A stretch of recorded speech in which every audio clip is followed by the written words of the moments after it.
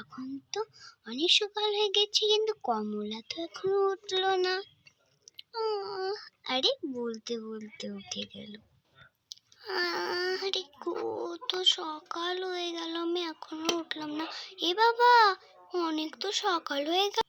কত সকাল হলো আর আমি এখনো উঠিনি। বাবা, মা যে কি ভাববে। তাড়াতাড়ি আমি উঠে পড়ি। আরে পড়ি তো এখনো ঘুমাচ্ছে।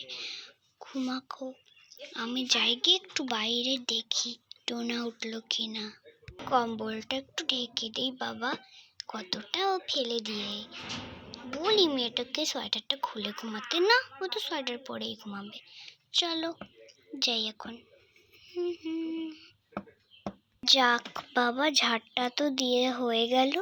এখন যাই গিয়ে আমি রান্নাটা বসিয়ে দিই। আরে মেয়েটা তো এখনো উঠলো না, ওকে ডেকে দিই। বইটারও পড়তে হবে। পড়ি মা, পড়ি, উঠে পারো মা, অনেক সকাল হয়ে গেল তো। বৌদি ভাই, ও বৌদি ভাই। আরে বোধহয় হেনা ডাকছে, যাই তো দেখে আসি। হেনা ডাকছে, মেয়েকে পরে ডেকে নেব। হেনা ডাকছিলে? তে বলো কেন ডাকলে? দিদি ভাই শোনো, আমার বাড়িতে বুঝেছ? আরে শোনো না দিদি ভাই, আমার বাড়িতে ও নতুন পড়ে গেলে। আমার বাড়িতে আমার বান্ধবী আসবে, তাই আমার বান্ধবীর জন্য চা বানাবে। চা না, শুধু খাসির মাংস, পোলট্রির মাংস, শুয়োরের মাংস, ইলিশ মাছের কাতল সব বানাবে। আমি যেন 5 মিনিটে সব রেডি পাই, না হলে মায়ের কাছে খবর যেতে না যেতেই তোমার যা অবস্থা আমি জানিস। আর এদিকে তো কমলাকে তো ওর ননদ অর্থাৎ হেনা ধাক্কা দিয়ে চলে গেল। আমার কোমর, বাবা কত ব্যথা লাগলো। কি বলে গেল? আমি অত সব কিছু করতে পারবো না, কিন্তু মাকে বলে দেবে। তো ব্যাং রাগ উঠে যাচ্ছে। যাই ফটাফট গিয়ে পরীকে ডেকে আনি। পড়ি উঠতে দেরি, কত সকাল হয়ে গেছে, দেখ বই পড়তে হবে তোকে, তাড়াতাড়ি উঠ। আরে দুধ মা, কি হলো? আমার ডিস্টার্ব করছো?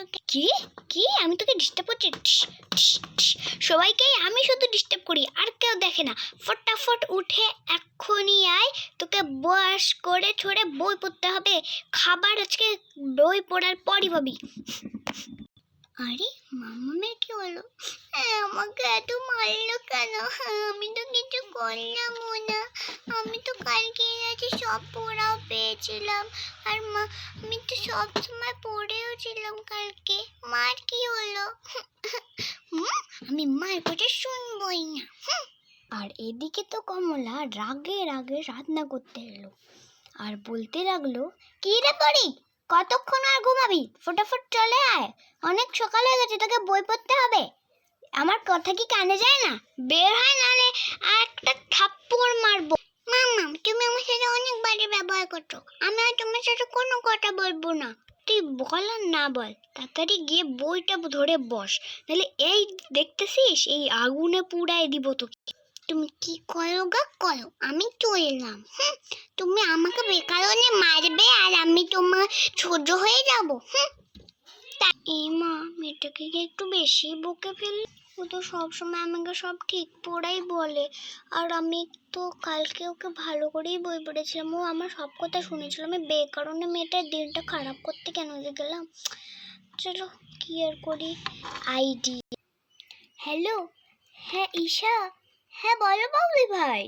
শোনো, আজকে না তোমার বান্ধবী হেনা, ও আমাকে একটু রাগে সাগে বলে গিয়েছিল কি কি রান্না করতে তুমি আসবে বলে। আমি একটু ঝামেলায় পড়েছিলাম বলে মাথা গরম হয় আমি মেয়েটাকে একটু মেরে ফেলেছি, আর ও এখন রাগ হয়ে বসে আছে। আমি এখন কি করে ওর রাগটা থামাই, তুমিই বলো। আরে বৌদি ভাই, চিন্তা করবা না, আর তুমিও পারো।